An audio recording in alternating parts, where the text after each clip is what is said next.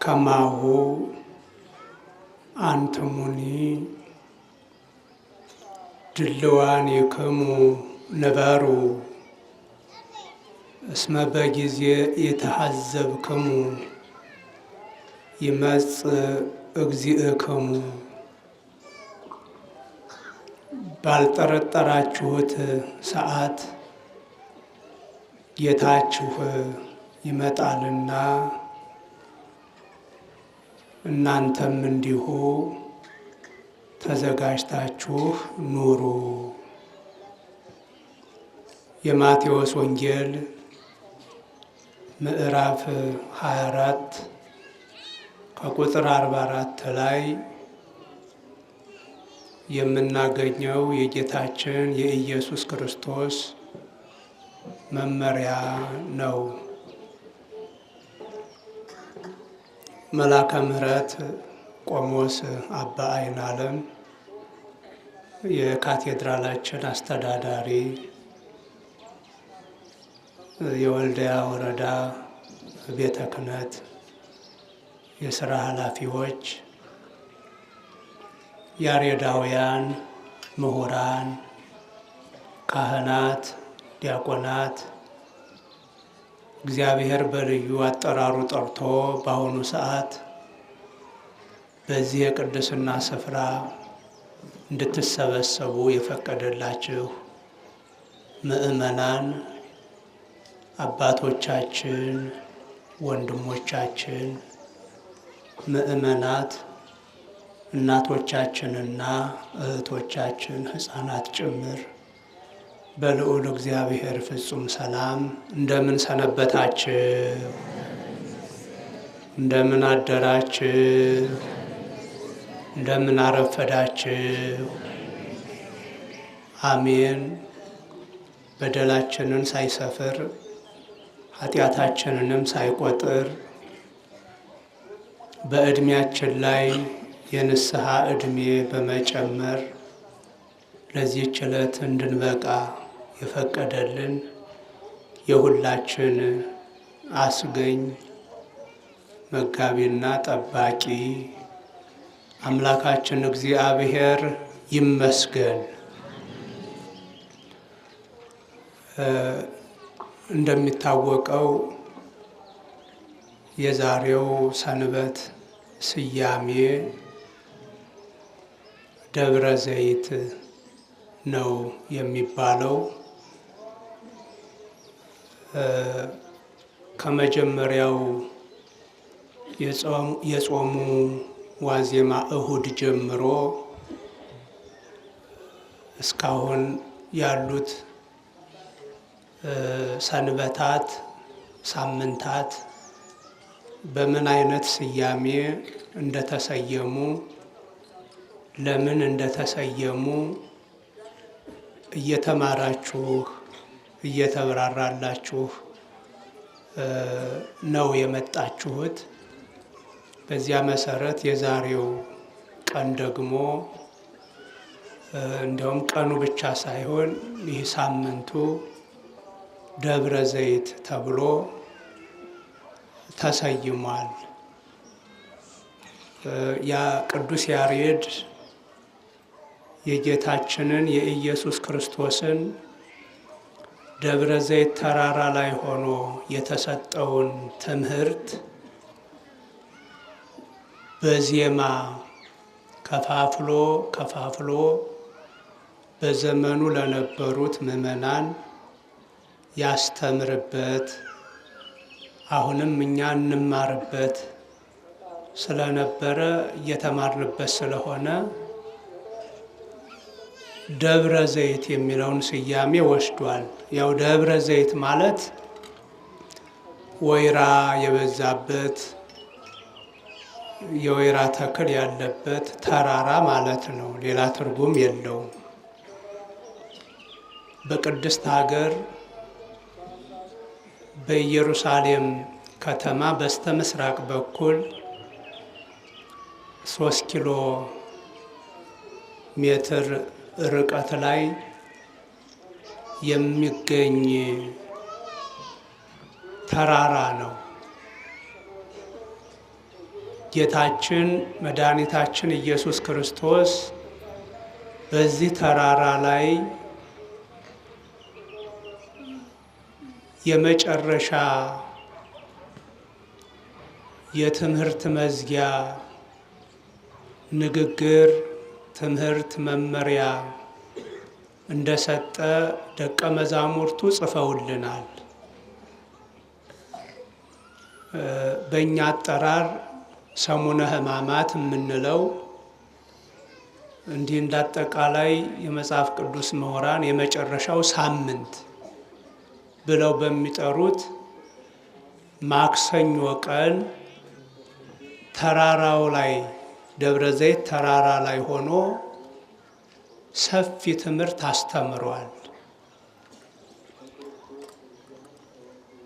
ያ ትምህርት በምን መነሻ ምን አይነት ትምህርት እንደሆነ ቅዱሳን ሐዋርያት ዘግበውልናል።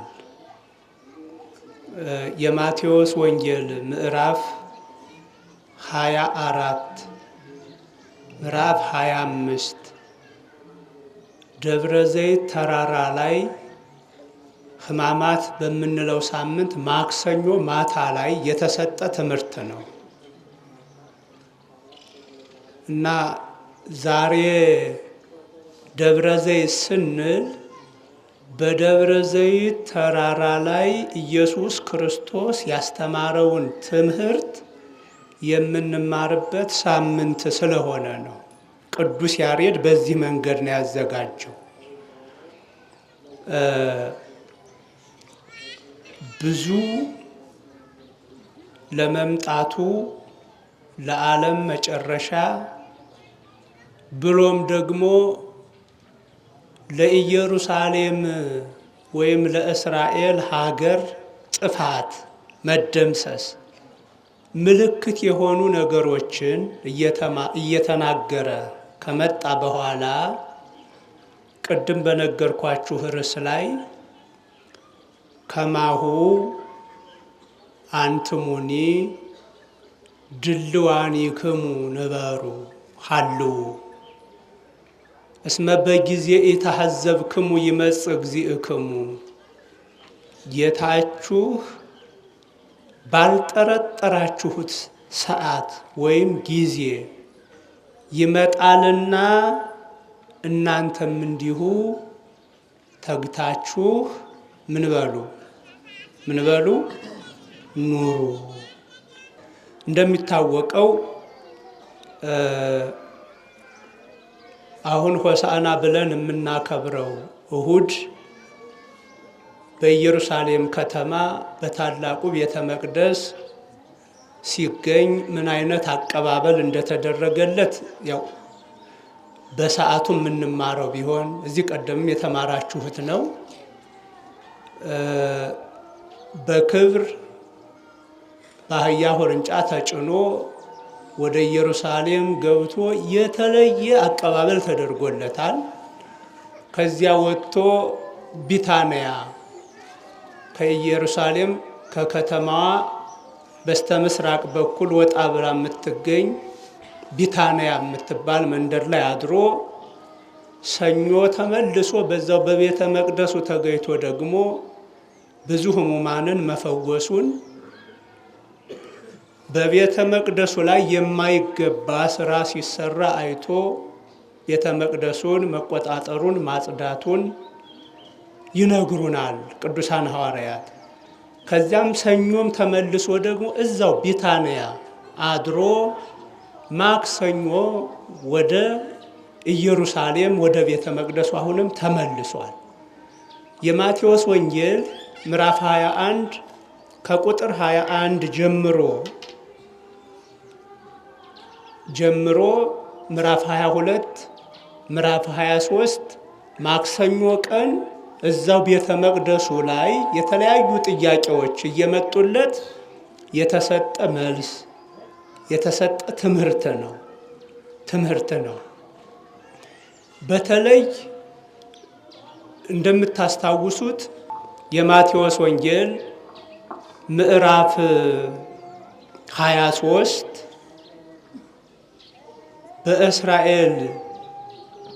በእስራኤል መሪዎች በሕዝቡ መሪዎችም በሃይማኖት መሪዎችም አዝኖ አሌ ለክሙ እያለ የሰጠውን ትምህርት እናያለን። ወዮላችሁ ወዮላችሁ እያለ የእስራኤልን ምሁራን የሃይማኖት መሪዎች እንደወቀሰ እናያለን። ምዕራፍ 23 በጥቅሉ ይህን ነው የሚያሳየው።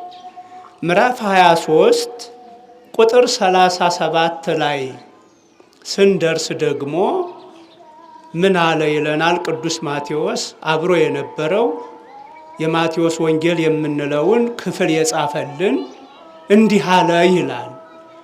ማክሰኞ ቀን እዛው ቤተ መቅደሱ ላይ እያለ እንዲህ አለ። ኢየሩሳሌም ኢየሩሳሌም እንተ ትቀትሎሙ ለነቢያት ወትወግሮሙ ለሐዋርያት። እንተ ትቀትልዮሙ ማለቱ ነው። ነቢያትን የምትወግሪያቸው የምትገድሊያቸው ኢየሩሳሌም ሆይ ኢየሩሳሌም ሆይ ብሎ ይጣራል። እዛው ቤተ መቅደሱ ማክሰኞ ማለት ነው። ነቢያትን የምትወግሪያቸው የምትገድሊያቸው ኢየሩሳሌም ሆይ ኢየሩሳሌም ሆይ ሚ መጠነ ፈቀድኩ አስተጋብኦሙ ለደቂቅኪ ከመ እንተ ታስተጋብ ዶርሆ እጎሊሃ ታይተከነፊሃ። ዶሮ ጫጭቶቿን በክንፎቿ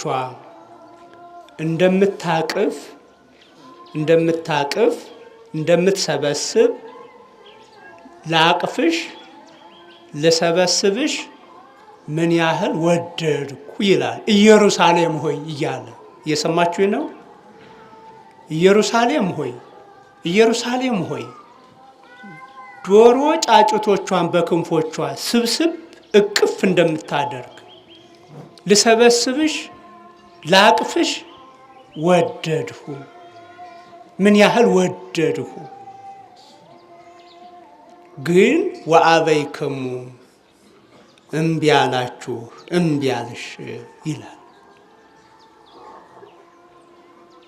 የእግዚአብሔር ልጅ ከሰማይ ወደ ምድር የመጣው በምድረ እስራኤል የተወለደው በኢየሩሳሌምና በአካባቢዎቿ ያስተማረው ሕዝቡን ለመሰብሰብ ነው፣ ለማቀፍ ነው፣ ለማዳን ነው።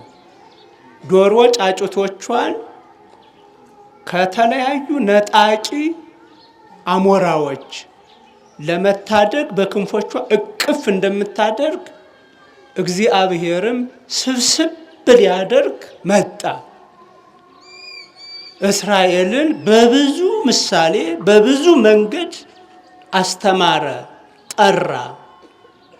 የሰማ ያዳመጠ ብዙ አልነበረም። ስለዚህ ምን አለ? ዶሮ ጫጩቶቿን እንደምትሰበስብ እንደምታቅፍ ልሰበስብሽ ላቅፍሽ ምን ያህል ወደድኩ፣ ግን እምቢ አላችሁ አለ። ግን እምቢ አላችሁ። በጣም ከባድ ነው። እግዚአብሔር ጥሪ አድርጎ እግዚአብሔር ኑ ብሎ አለመምጣት፣ ለእግዚአብሔር ጀርባ መስጠት ምን ያህል ከባድ እርግማን እንደሆነ አስቡት። ልሰበስብሽ እምቢ አልሽ፣ እምቢ አልሽ፣ እንድሰበስብሽ ብፈልግ እምቢ አልሽ ይልና ስለዚህ እግዚአብሔር ጠርቶ አልመጣም ካለ አንድ ሕዝብ እግዚአብሔር ልቀፍህ በረድኤትህ ልጠብቅህ በረድኤቴ ልጠብቅህ ብሎ አልታቀፍም፣ አታቅፈኝም፣ አትጠብቀኝም ያለ ሕዝብ ምን ሊሆን እንደሚችል እዛው ላይ ተናገረ። እንግዲህ ላቅፋችሁ ልሰበስባችሁ ወድጄ ነበር፣ እምቢ ብላችኋል አለና ናሁ ይትሃደግ ለክሙ ቤትክሙ በድዎ፣ እነሆ ቤታችሁ ወና ይሆናል ወይም ምድረ በዳ ይሆናል አለ። እየሰማችሁ ነው? ቤታችሁ ምድረ በዳ ወና ይሆናል። ከተማዋ ትጠፋለች፣ ቤተ መቅደሱ ይጠፋል። ይልቁንም ቤት ያለው ሰውና እግዚአብሔር የሚገናኝበት ቤተ መቅደሱ ነው። እንደሚገባ ቤተ መቅደሱን አልተጠቀሙበትም፣ አላመለኩበትምና ቤታችሁ ቤተ መቅደሱ ወና ይሆናል፣ ቤታችሁ ሀገረ እስራኤል ምድረ በዳ ትሆናለች አለ። በጣም የሚያስፈራ ንግግር ነው፣ የሚያስደነግጥ ንግግር ነው። ቀጥሎም ደግሞ አማን እብለክሙ እምይእዜሰ ኢትርእዩኒ እስከ ሶበ ትብሉ ቡሩክ ዘይመጽእ በስመ እግዚአብሔር፣ በእግዚአብሔር ስም የሚመጣ የተባረከ ነው እስከምትሉበት ቀን ድረስ ከእንግዲህ በኋላ አታዩኝም አለ። በጣም ከባድ ነው። 3 ዓመት ከ3 ወር እየተመላለሰ በፊታቸው በብዙ ምሳሌ አስተምሯቸዋል፣ ተመላልሷል። የተቀበለው ያደመጠው ብዙ ሰው አልነበር። 120 ሰዎች ናቸው የተገኙት። ስለዚህ ቤታችሁ ምድረ በዳ ይሆናል፣ ከዛሬ ጀምሮ በእግዚአብሔር ስም የሚመጣ የተባረከ ነው እስከምትሉበት እስከ መጨረሻው ቀን አታዩኝም አለ። እነዚህን 2 የሚያስፈሩ ነገሮች ተናግሮ ወጣ። ቤታችሁ ምን ይሆናል? ምድረ በዳ ይሆናል፣ ከዛሬ በኋላ አታዩኝም የሚሉት 2 ነገሮች ተናግሮ ከቤተ መቅደሱ ወጣ ይላል። ወጥቶ የማቴዎስ ወንጌል ምዕራፍ 25ን መጀመሪያውን ስናይ ወጥቶ ሲሄድ ደቀ መዛሙርቱ ቀረብ ባሉና ወአርአይዎ ንድቀ ሕንጻሁ ለቤተ መቅደስ ይላል ቅዱስ ማቴዎስ አብሮ የነበረው። የቤተ መቅደሱን ግንባታ አሳዩት። ማለት እንዴት እንደሚያምር እንዴት እንደተደከመበት የቤተ መቅደሱን ግንባታ ሲወጣ ዙሮ እንዲያየው አደረጉት። እየውማ እንዴት እንደሚያምር አሉት። እውነታቸውን ነው። ይሄ ቤተ መቅደስ ጌታችን ኢየሱስ ክርስቶስ በመጀመሪያው ማስተማር እንደጀመረ ከቃና ዘገሊላ ከሰርግ ቤት ወጥቶ ቅፍርናሆም ብዙም ሳይቆይ ወደ ደቡብ እስራኤል ወደ ይሁዳ ከተማ በኢየሩሳሌም ከተማ በዓል ላይ ተገይቶ ሳለ በቤተ መቅደሱ ላይ የማይሆን ነገር አግኝቶ ካጸዳ በኋላ ይሄ ባለፈው ምኩራብ የሚለው ቀን እንደተማራችሁት እዛ ላይ በጎቹን ሲያስወጣ ላሞቹን ሲያስወጣ በማን ስልጣን ነው? ምን ስልጣን አለህ? እስኪ አንድ ነገር አድርገህ ምልክት አሳየን ባሉት ጊዜ ምን ብሎ ነበረ? ይህን ቤተ መቅደስ አፍርሱት፣ በ3ኛው ቀን አነሳዋለሁ አለ። እሱ ይህን ቤተ መቅደስ አፍርሱት ያለው በቀጥታ ቤተ መቅደሱን አልነበረም፣ ሰውነቱን ነው ቤተ መቅደስ ያለው። ግደሉኝ፣ በ3ኛው ቀን እነሳለሁ፣ ትገድሉኛላችሁ፣ እነሳለሁ።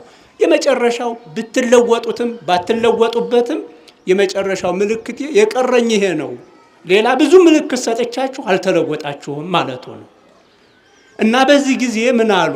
አሁን ስለ ቤተ መቅደሱ ምንነት ልነግራችሁ ነው ወደዚህ የተመለስኩት። ምን አሉት? በ46 ዓመት ተሐንጸ ዝንቱ ቤተ መቅደስ። ይህ ቤተ መቅደስ 46 ዓመት ነው የተገነባው የታነጸው። አንተ ግን በ3 ቀን አፍርሱት፣ በ3 ቀን አነሳለሁ ትላለህ አሉት። እየሰማችሁ ነው? ምን ያህል እንደተደከመበት እያያችሁ ነው። ይህን ያሉት እንግዲህ ጌታችን ኢየሱስ ክርስቶስ 30 ዓመት ሞልቶት ተጠምቆ ጥቂት ሳይቆይ የመጀመሪያው ላይ ነው።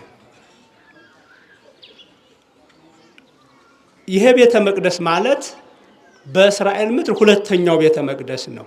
የመጀመሪያው በ970ዎቹ ላይ ቅድመ ልደተ ክርስቶስ በሰሎሞን የተሰራው በ586 ዓመተ ዓለም ቅድመ ልደተ ክርስቶስ በባቢሎናውያን ተቃጥሏል።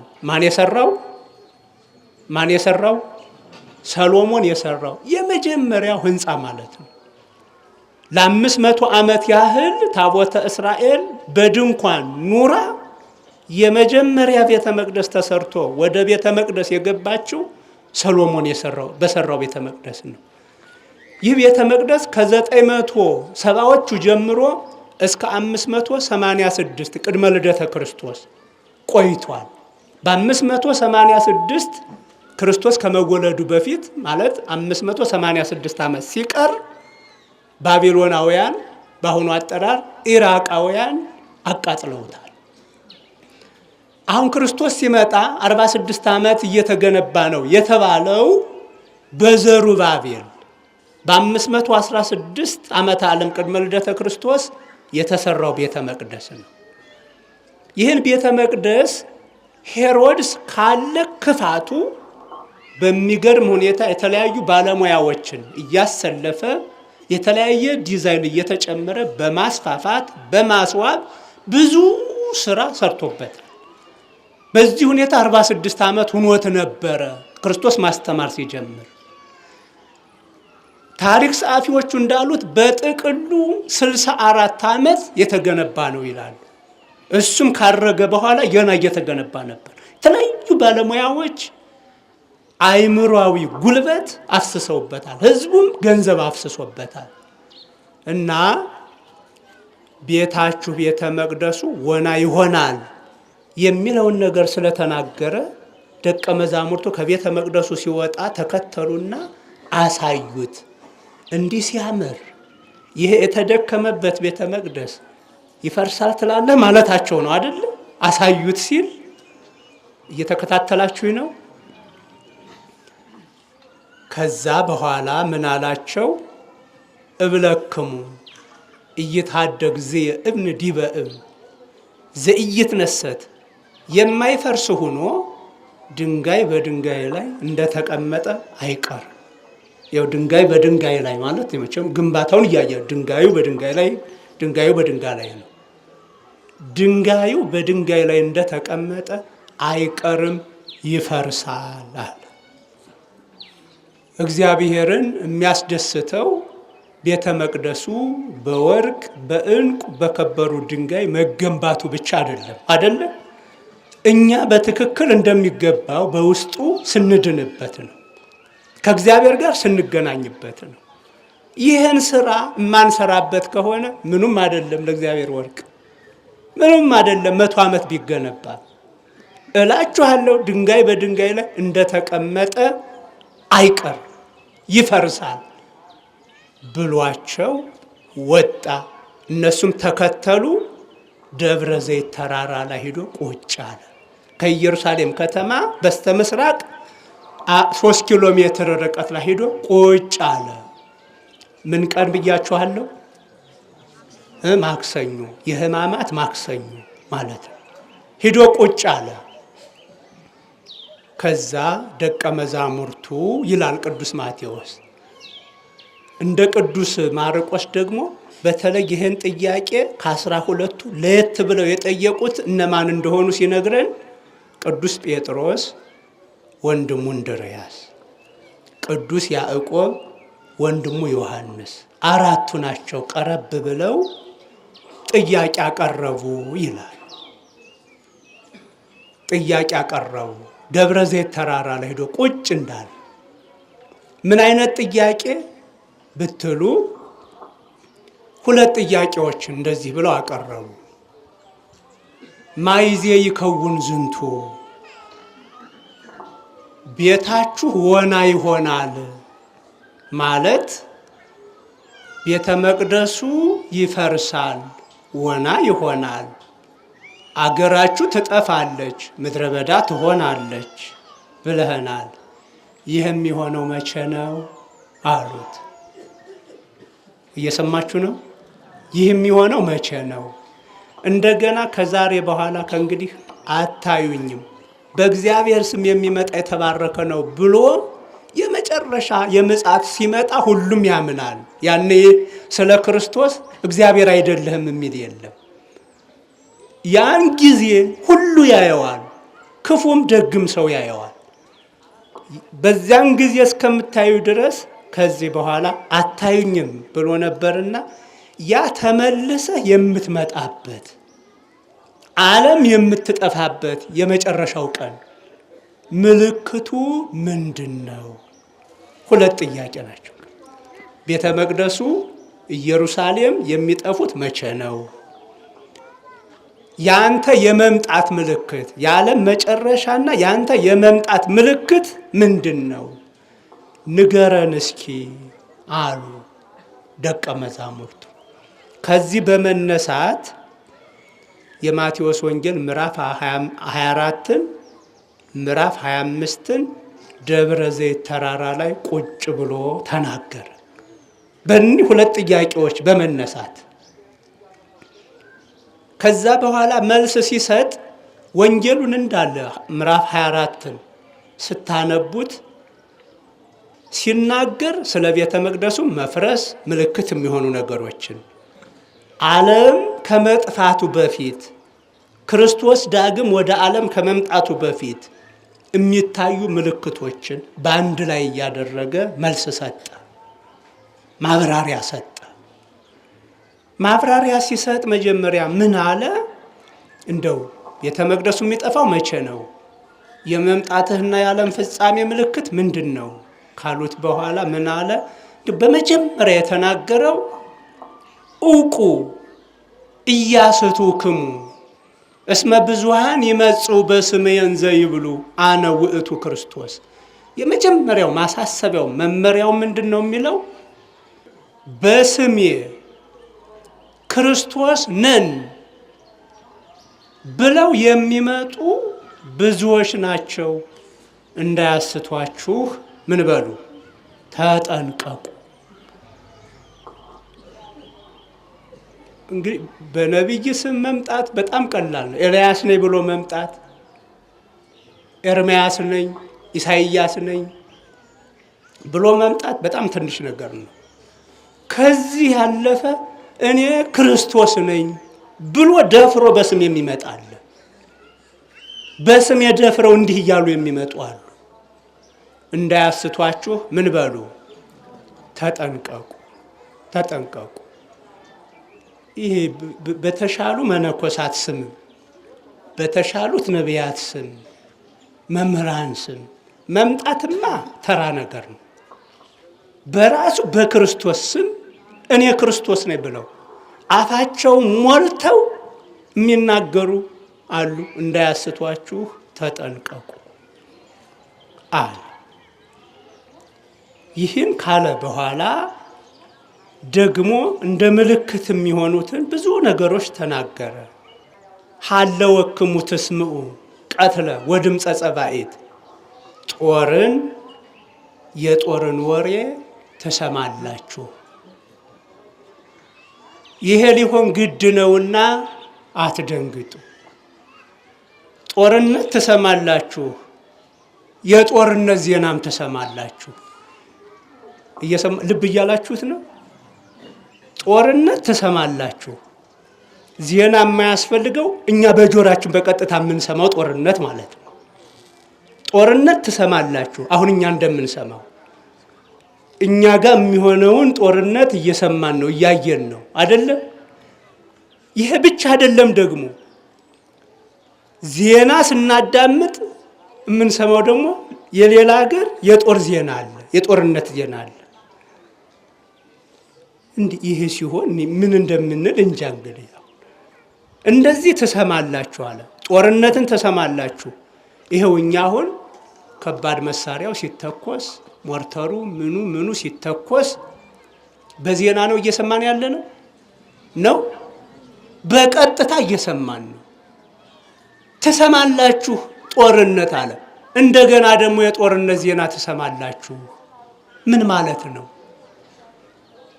ቴሌቪዥን ስትመለከቱ የኛን ዜና ትበሉት ራሳችን እየሰማን ስለሆነ ስለሌላ ሀገር የጦር ዜና አልሰማችሁም? ሱዳን እንዲሆነች፣ ዩክሬን እንዲሆነች፣ ሩሲያ እንዲህ አደረገች። እየሰማን ነው አይደል? ጦር እየሰማን ነው። የኛን አካባቢ የጦር ዜና እየሰማን ነው። የብዙ ሀገራትን የጦርነት ዜና እየሰማን እንዲህ ትሰማላችሁ አለ። እንዲህ ትሰማላችሁ። ይህ ሊሆን ግድ ነውና አትደንግጡ። እንዲህ አይነት ምልክት ይመጣል። ዓለም ሊያልፍ እኔ ልመጣ ስል ይህ እንደ ምልክት ይሆናል አለ። ወይትነስኡ ሕዝብ ዲበ ሕዝብ፣ ሕዝብ በሕዝብ ላይ ማለት ወገን በወገኑ ላይ ይነሳል። እየሰማችሁ ነው? ልብ በሉት። መቼ ይሆን ይሄ ወገን በወገኑ ላይ የሚነሳው? መቼ ይሆን? መቼ ነው? አሁን ነው። አሁን እኛ ሬሳ ስናነሳ የማንን ሬሳ ነው የምናነሳው? በግራ በቀኝ ባይድ ነው። በአንድ በኩል እንዲያው ታላቅ ወንድም የታላቅ ወንድም ሬሳ፣ በአንድ ወገን የታናሽ ወንድም ሬሳ እናነሳለን። ያልታደል ነው። ሕዝብ በሕዝብ ላይ ወገን በወገኑ ላይ ይነሳል። ነገስታት በነገስታት ላይ ይነሳሉ። ነገስታት ይሁን አንዱ ሀገር በሌላው ሀገር ላይ ምን እየተደረገ እንደሆነ እዩት። እንደዚህ አይነት ምልክት ታያላችሁ ነው እያለ የነበረው። እኛ ግን እያየን ነው። አሁን ይሄንን እያየን ነው፣ እየሰማን ነው። እንዲህ ይሆናል። በዚህ ሁሉ አትደንግጡ ይላል። ይህን ይልና ከዛ በመቀጠል ረሃብ ይሆናል። የሚገርም ነው እኮ ረሃብ ይሆናል። ሸነፈር ይሆናል ማለት ህመም፣ በሽታ ይከሰታል። የመሬት መንቀጥቀጥ፣ ድልቅልቅ የመሬት መንቀጥቀጥ ይመጣል። እኔ እንጃ በጣም የሚገርም ነው። አሁን እኛ መቼ ይሆን ይሄ የሚሆነው ማለት እንችላለን? ረሃቡንም ይዘነዋል። መቼም ጦርነት ካለ የሚያርስ የለም፣ እንደምታውቁት የሚነግድ የለም። እያየነው ነው። ነጋዴዎቻችን እጃችሁን አጣጥፋችሁ ቁጭ ብላችኋል። ሱቅ ዘግታችሁ ቁጭ ብላችኋል። አርሶ አደሩ እንደ ልቡ ወቅቱን ጠብቆ ማረስ፣ መዝራት፣ ማረም፣ መሰብሰብ እየቻለ ነው? አይችልም። ጦርነት ካለ ይሄ ይከሰታል። ስለዚህ ነጋዴው ካልነገደ፣ አራሹ ካላረሰ፣ ካላመረተ ምን ይከሰታል? ረሃብ ይከሰታል። ረሃብ ካለ ምን ይከተላል? ከምግብ እጥረት የተነሳ በሽታ ይከሰታል። አልተከሰተም? እኛ ጋር እንዲህ ይሆናል አለ። ወደ ልቅልቅ የመሬት መንቀጥቀጥም እንግዲህ አዲስ አበባ ለዚህን ያህል ደቂቃ ለዚህን ያህል ሴኮንድ በዚህ ዓመት ስንት ጊዜ እንደተንቀጠቀጠች አስቡ። አሁን በሌላ ሀገር ሆነ የሚባለው ነገር በዜና የምንሰማው ቀርቶ እኛ በራሳችን ሲደርስ እያየ ነው ያለ እውን ነገር ነው። እንዲህ አይነት ምልክት ይሆናል ይልና ሐሰተኞች ነቢያት ይነሳሉ። ክርስቶስ ነኝ ብሎ የሚመጣል፣ የሐሰት ነቢይ ደግሞ እገሌ ነኝ ብሎ ይመጣል። በዚህ ዘመን ምናልባት እንግዲህ አሁን ክርስቶስ ነኝ የሚለው ይሆናል የቀረን እንጂ በቅቼ ነው እንዲህ ነው ብሎ ያልመጣ ባይታዊ መሰል መነኩሴ መሰል የለም። መጥቷል። በጣም ይመጣል። እምብዛ አመፃ ትሴኩስ ፍቅር ብዙሃን እምብዛ አመፃ ወእከይ ከአመፅ ከክፋት የተነሳ ፍቅር ትቀዘቅዛለች። ከብዙ ሰው ልብ ትቀዘቅዛለች፣ ትጠፋለች። ይሄ የሚሆነው መቼ ይሆን? መቼ ይሆን? ዛሬ እየሆነ ነው። እኛ መቼ ይሆን ማለት አንችልም። በወንድም በአንዲት እናት ልጆች መካከል በወንድምና በወንድም መካከል ፍቅር ሳለ ወይ? በእናትና በልጅ በአባትና በልጅ ሌላውን እንተው፣ ፍጹሙ ፍቅር አለ ወይ? በጎረቤትና በጎረቤት መካከል ፍቅር አለ ወይ? ከክፋት የተነሳ ከአመጽ የተነሳ ፍቅር ትጠፋለች፣ ትቀዘቅዛለች። እና ጥልነቱ ይበዛል። በተለይ በክርስቶስ ስም የተጠራችሁትን አሳልፈው ይሰጧችኋል፣ ይጠሏችኋል፣ ክፉ ወሬ ያስወሩባችኋል፣ አሳልፈው ይሰጧችኋል። መታሰር አለ፣ መገደል አለ። እንዲህ ይሆናል እያለ ተረከላቸው። ይህን ስናይ እኛ መቼ ዓለም እንደምትጠፋ መጠበቅ ያለብን አይመስልም። ምልክቶቹ መጥተዋል።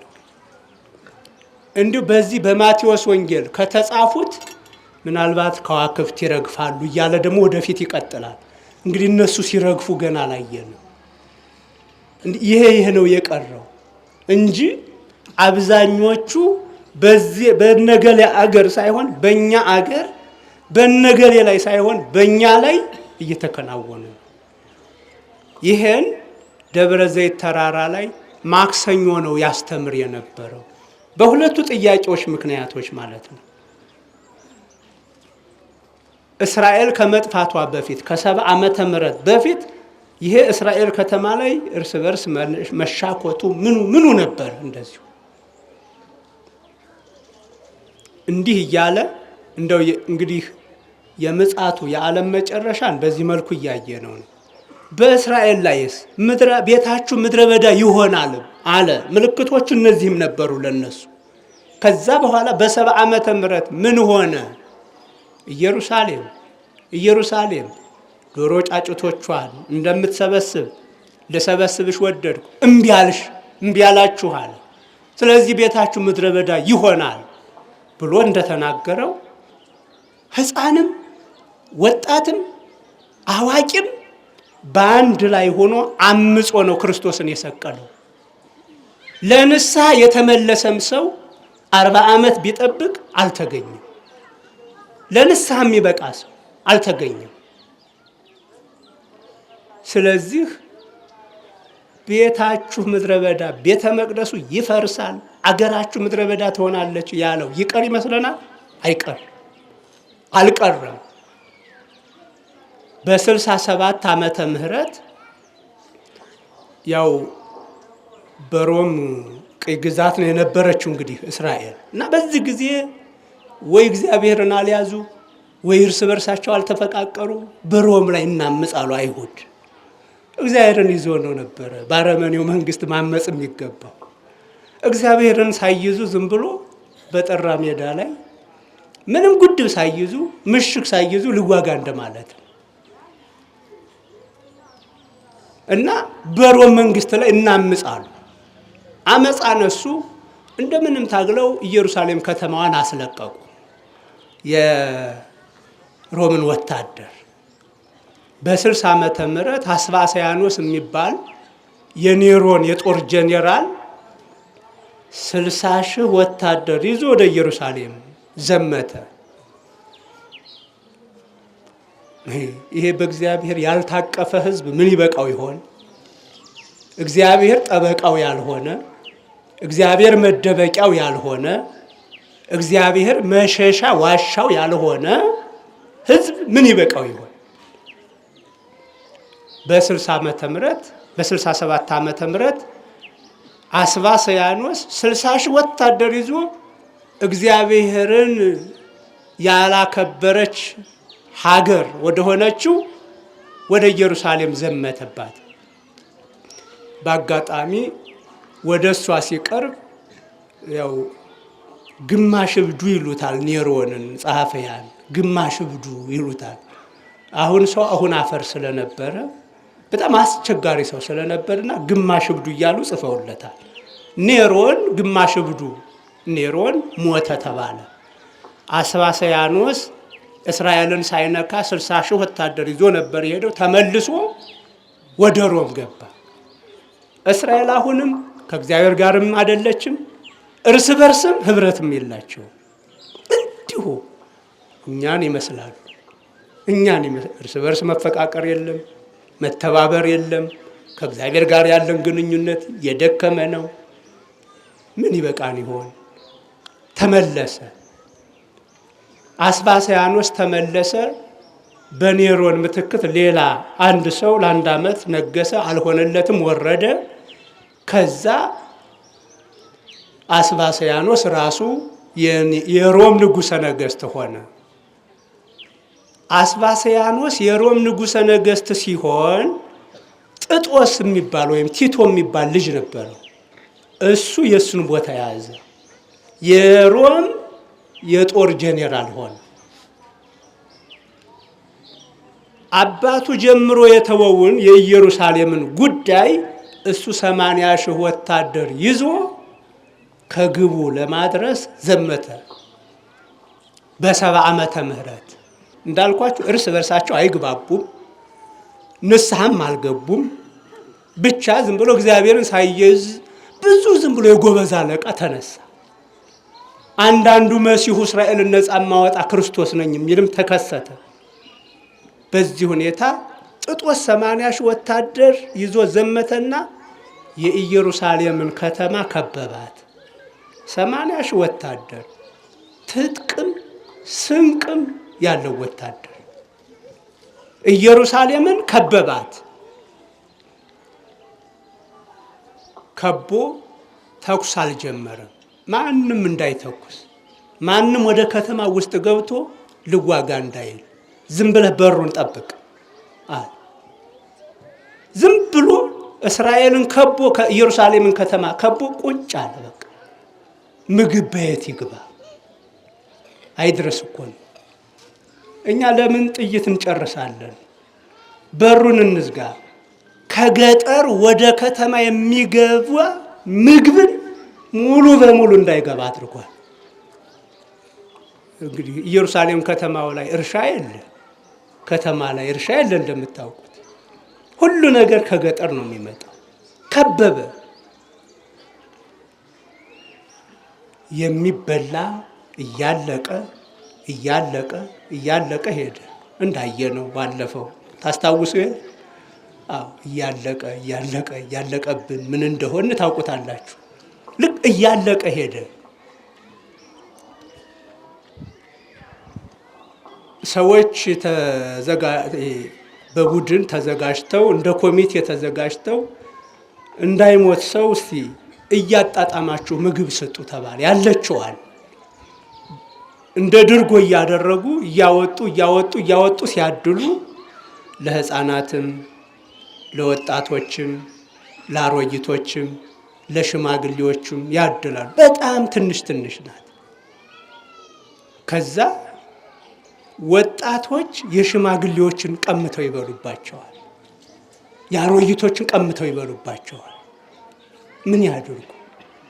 እናቶች የልጆቻቸውን ቀምተው ይበላሉ። አልበቃቸው ሲል እንደው ለካ ሁልጊዜ አባቶቻችን ስትናገሩ ቀን ነው ዘመዱ ትላላችሁ፣ ዘመድ ቀን ነው ትላላችሁ። እንዲህ ነው ማለት እኮ ነው። እናት ለልጇ የተሰጠውን ቀምታ ትበላለች። ወጣቶች ደግሞ የሽማግሌዎቹን የአሮጊቶቹን ቀምተው ይበላሉ።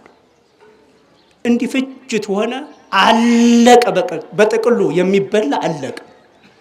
11,000 ሰው በጥይት ሳይመታ በረሃብ ሞተ። አያችሁ፣ ይሄ እግዚአብሔር የለሽ ሕዝብ፣ እግዚአብሔር እንደ እግዚአብሔርነቱ ያላከበረ ሰው የት እንደሚደርስ እግዚአብሔርን ይዞ ነው። ትጥቅ እግዚአብሔር ነው። ስንቅ እግዚአብሔር ነው። ጉልበት እግዚአብሔር ነው። ስልት እግዚአብሔር ነው። እግዚአብሔርን ሳንይዝ የትም አንደርስ። ጥበቡ አጭሩ ነገር ከእግዚአብሔር ጋር መቆም ነው ነበር። 11,000 እስራኤላውያን በረሃብ ሞቱ። እዛ ምን ይሰማ? ምን ተሰማ? የሚበላ ሲጠፋ ቅድም እንዳልኳችሁ እናት ለልጇ የሚሰጠውን ቀምታ በላሽ ነበር ያልኳችሁ። ዮሴፍ ወልደ ኮሬዎን እንደጻፈልን ከዛም አልፎ እናት ልጇን አርዳ በላች። እግዚአብሔር ሲለይ ታሪክ እንዲህ ይጠፋል ወገኖች። እግዚአብሔር ከተለየን ታሪክ እንዲህ ይበላሻል። እግዚአብሔርን ያውቃሉ የተባሉ ሰዎች ሰው አርደው በሉ። ኢየሩሳሌም ኢየሩሳሌም ዶሮ ጫጩቶቿን በክንፎቿ እንደምትሰበስብ ልሰበስባችሁ ወደድኩ፣ ግን እምቢ አላችሁ። ስለዚህ ቤታችሁ ምድረ በዳ ይሆናል፣ አገራችሁ ምድረ በዳ ይሆናል። ከዛ በኋላ ጥጦስ ወታደሩ ግባ ይግባ አለ፣ አዘዘ። ሲገባ ማን ይዋጋ? በረሃብ የመሸከ ህዝብ ያለው አለው ይብል የነበረ የጎበዝ አለቃ ሁሉ በረሃብ ወደቀ። እንዲሁ ሬሳ እንደ መግደል ማለት ነው። ዝም ብሎ ገደላቸው። አያችሁ፣ አገር ምድረ በዳ ሆነ፣ ሰው አለቀ። በዚህ ሁኔታ ዮሴፍ ወልደ ኮሬዎን እንደጻፈልን በረሃቡም በጥይትም በሰይፍም 1,100,000 ሰው ሞቷል ይላል። እንግዲህ በወቅቱ የነበረ ሰው ነው። ይሄ ሰው የራሳቸው የአይሁድ ታሪክ ጸሐፊ ነው። ዮሴፍ ወልደ ኮሬዎን ማለት 1,100,000 ህዝብ በዚህ ሁኔታ አለቀ። ይሄ ሊበቃ ነው? ሰው አለቀ፣ አገር ምድረ በዳ ሆነች። ቤተ መቅደሱ ገና አልፈረሰም። ከዛ ሰውን ከጨረሰ በኋላ ያ 80,000 ወታደር ችቦ እንዲያበራ አረገና ችቦውን እንዳለ አያያዘው። ቤተ መቅደሱ ወርቅ ነበረው። ወርቁ እየተንጠበጠበ በየድንጋዩ ሲወድቅ በድንጋዩ ላይ ያለውን ወርቅ ለማውጣት ሲል አንድም ድንጋይ አልቀረችም። ኢየሱስ ክርስቶስ እንዳለው ድንጋይ በድንጋይ ላይ እንደተቀመጠ አይቀርም ያለው። ፈረሰ። እንዲህ ሆኖ ፈረሰ። ይሄው አልተሰራም እስካሁን ድረስ። እስራኤል አሁን ቤተ መቅደስ የላትም እስካሁን ድረስ። ህዝቡም በሞት የሞተው ሞተ፣ ተማርኮ ወደ ተለያዩ ሀገራት ተበተነ። እኛ ሀገርም እንግዲህ አሁን ፈላሻ ምናምን የምንላቸው ያን ጊዜ የመጡ ውጤቶች ናቸው።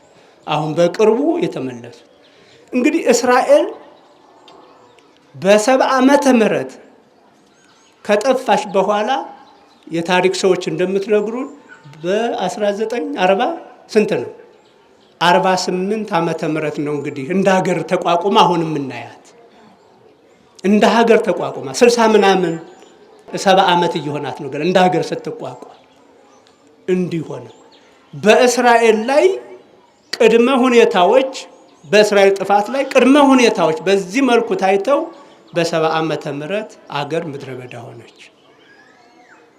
እና አሁን ይሄን ነገር ስንተርክ ይሄን ስንተረጉም ወገኖቻችን ከእግዚአብሔር መለየት ምን ያህል አደጋ እንደሆነ እንድናይ ተፈልጎ ነው። እግዚአብሔርን በእያንዳንዳችን ፈልገን እናገኝ። በእያንዳንዳችን እገሌና እገሌ ያላገኙትም አይደለም፣ እናገኘው በንስሐ ፈልገን ከእግዚአብሔር ጋር እንቁም። ያን ጊዜ አሸናፊዎች ነን። ያን ጊዜ ኃያላን ነን። ያን ጊዜ የምንፈራ የምንከበር። ይሄ ጥበብ ከሌለን ሁልጊዜም እግዚአብሔርን ባላወቁ ሰዎች እንቀጣለን። እግዚአብሔርን ባላወቁ ሮማውያን እስራኤል ጠፋች። ይሄን አደረገ። ይሄን እያለ ስለ ምጽአቱም እየተረከ ሄደና በጥቅሉ ምን አለ? ወደ መጨረሻው እንደው ለኛም የሚያስፈልገን ምልክቱም ዓለም የሚጠፋበት ቀን ሞት ወደኛ የሚመጣበትን ቀን ማወቅ አይደለም ለኛ የሚያስፈልገው። ትልቁ ለኛ የሚያስፈልገው ተዘጋጅቶ መቀመጥ። ምን አለ? ጌታችሁ በምን ሰዓት እንደሚመጣ አታውቁምና ተጠንቀቁ። ልክ ባለቤት ሌባ በምን ሰዓት እንደሚመጣ አያውቅም። ቢያውቅ ኑሮ ቤቱ ተሰርስሮ እንዲቆፈር፣ ግድግዳው እንዲቆፈር፣ በሩ አጥሩ እንዲሰበር አይፈቅድም ነበር። ግን ሌባ አማክሮ አይደለም የሚመጣው። በዚህ ቀን ከሌሊቱ በዚህ ሰዓት ብሎ ይመጣል። ሌባ አይመጣም። የጌታ ቀንም እንዲህ ናት። ስለዚህ ጌታችሁ ባልጠረጠራችሁበት ጊዜ ይመጣልና እናንተም እንዲሁ ተዘጋጅታችሁ ምን በሉ ኑሩ አለ። ለኛ የሚያስፈልገን ይሄ ነው። እንግዲህ ጌታችን በሞት አማካኝነት ወደኛ የሚመጣበትን ቀን አናውቅም።